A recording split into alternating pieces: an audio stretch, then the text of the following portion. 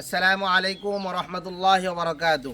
জি আলহামদুলিল্লাহ, আপনারা ইতিমধ্যে অবগত হয়েছেন যে আমরা খায়রুল উম্মাহ ফাউন্ডেশনের উদ্যোগে আমাদের প্রিয় শায়েখ ও মুসলিমদের মাঝে দাওয়াতি কাজের মুরব্বী, বিশিষ্ট আলেমে দিন, বিশিষ্ট দায়ী হজরতুল আল্লাম হজরত মাওলানা মুফতি জুবায়ের আহমেদ সাহেব দামাত বারাকাতুহুম, ওনার তত্ত্বাবধানে অমুসলিমদের মাঝে দাওয়াতি কাজের দায়ী এবং সহযোগী দায়ী এবং নও-মুসলিম ভাইদেরকে নিয়ে এই প্রথম বাংলাদেশে আমাদের সর্বপ্রথম দাওয়াতি ও তালিমি সম্মেলন অর্থাৎ ইজতেমা অনুষ্ঠিত হতে যাচ্ছে।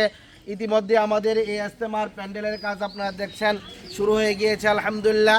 আমরা আশা করতেছি আমাদের এই অমুসলিমদের মাঝে দাওয়াতি কাজের দায়ী এবং সহযোগী দায়ী এবং নও-মুসলিম ভাই সকলে মিলে আশা করতেছি এখানে ইনশাল্লাহ প্রায় 1000-এর মতো লোক এখানে ইনশাল্লাহ 3 দিন অবস্থান করবেন। আগামী 19, 20, 21 ডিসেম্বর ইনশাল্লাহ।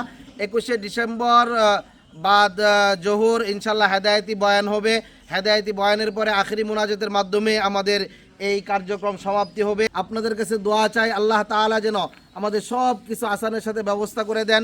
আর ইতিমধ্যে আলহামদুলিল্লাহ আমাদের সাথে এখানে যিনি আছেন আমাদের মুবারক মামা, মোটামুটি আলহামদুলিল্লাহ 10,000 টাকা আমাদের এই দাওয়াতি সম্মেলনের ফান্ডে সহযোগিতা দিয়েছেন আলহামদুলিল্লাহ। আরেকজন ভাই আলহামদুলিল্লাহ 30,000 টাকা দেওয়ার মতো ওয়াদা করেছেন।